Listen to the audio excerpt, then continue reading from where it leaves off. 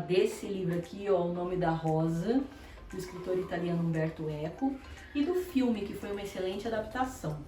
Primeiro, quem foi Umberto Eco? Ele foi um escritor, filósofo, linguista, semiólogo italiano. Ele morreu em 2016. Esta obra foi escrita aí na década de 80 e o enredo se passa em 1327.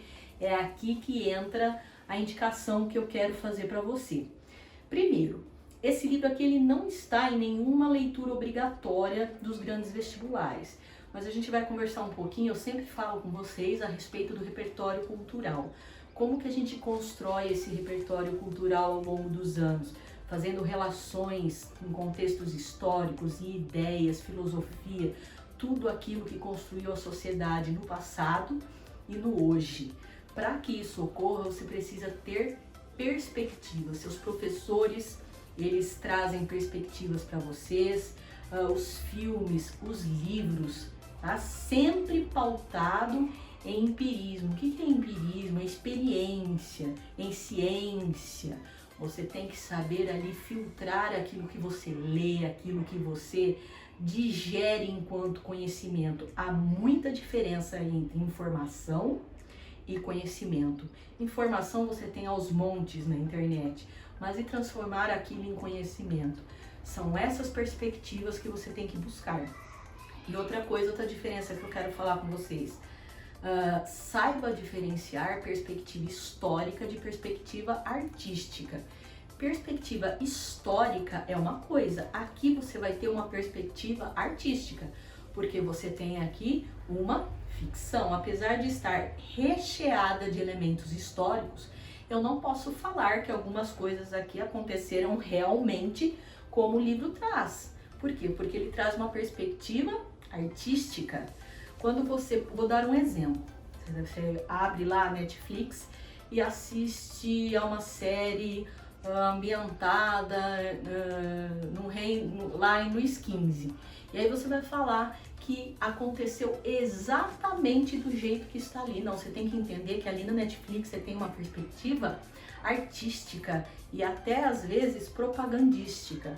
Não é perspectiva histórica. A perspectiva histórica, você vai nos livros, você vai nos registros, nos documentos, ok?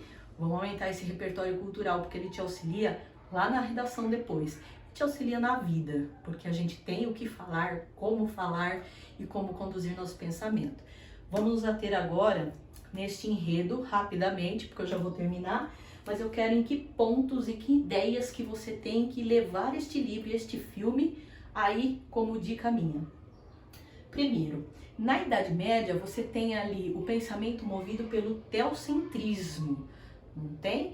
Então, Deus, a igreja no centro de tudo, transformando o eixo que é economia, religião, filosofia e política, todos comandados pelo poder divino, e o poder divino representado pela igreja. Você vai ter uma dicotomia aqui, porque você tem o feudalismo, ele vai dar lugar para o capitalismo, essa decadência do feudalismo, que é importante, você vai ver aqui ó, nos dois personagens.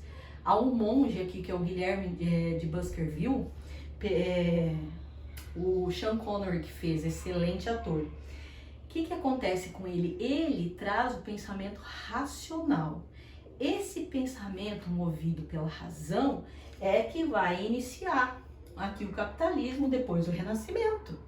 No livro você vai ver esse choque de pensamentos, porque ele é chamado, o que está acontecendo nesse monastério? Muitas mortes. A história é bem legal. Você vai ter às vezes, mas é especulação, tá? Mas você vai ter assim uma ideia de estar lendo um livro muito elaborado, mas com linhas de raciocínio típicas de Sherlock Holmes. Você tem o aprendiz dele, do monge, então você tem o Guilherme de Baskerville, que é o monge que foi chamado ao monastério para desvendar várias mortes que estavam acontecendo lá. As causas dessas mortes, pelos monges que vivem ali, elas estão sendo dadas como se fossem místicas, sobrenaturais. Na verdade, o que o Guilherme de Baskerville ele faz? Ele vai lá e ele começa a investigar, movido pelo quê? Pela razão. Pela razão. Olha como você tem ilustrado aqui todo esse contexto da Idade Média, de como eles pensavam aqui neste livro, neste enredo. Você tem o Adson, olha como parece, Watson, Adson, mas não é, tá? É só especulação aqui de leitor que gosta de ficar brincando com as histórias. Mas o Adson, que é o narrador, é o aprendiz aqui, é o noviço.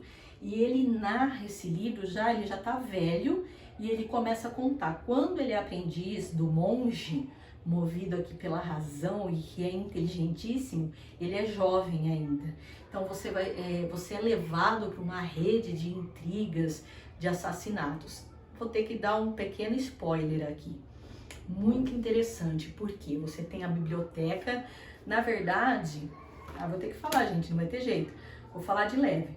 Mas na verdade, a causa das mortes, ela está muito relacionada à biblioteca, a alguns livros proibidos que estão nessa biblioteca. E pasme, um desses livros proibidos que estão na biblioteca é aqui de Aristóteles, e ele fala assim, eu separei um pedacinho.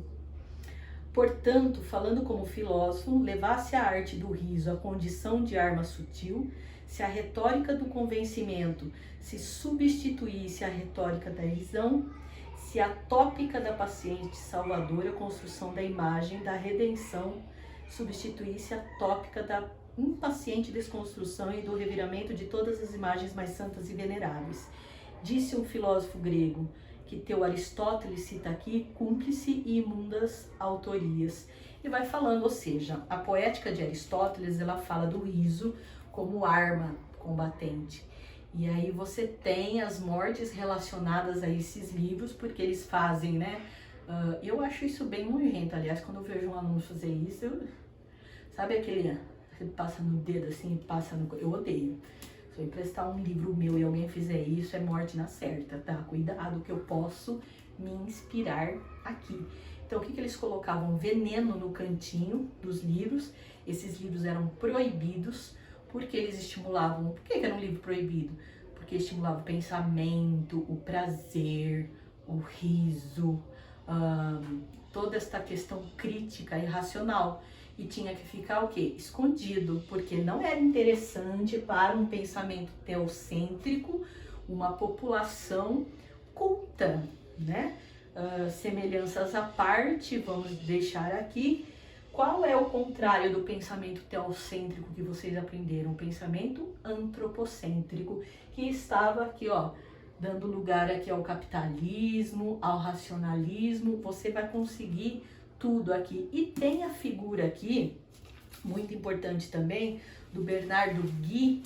Esse ator é fantástico, ele fez Amadeus, ele fez Hotel Budapeste, ele fez Scarface, que é o F. Abram Murray. Sei lá se o nome dele é assim, esquisito, mas ele é muito expressivo. Ele faz meio que o papel de um inquisidor. E você vai ter um grande exemplo, mas sempre lembrando na perspectiva artística. Porque há momentos em que você é tão bem escrito, né? O Umberto Eco foi extremamente feliz ao registrar as formas históricas aqui. Você meio que é transportado para esta época, então eu indico. Esse livro é fantástico, assistam ao filme.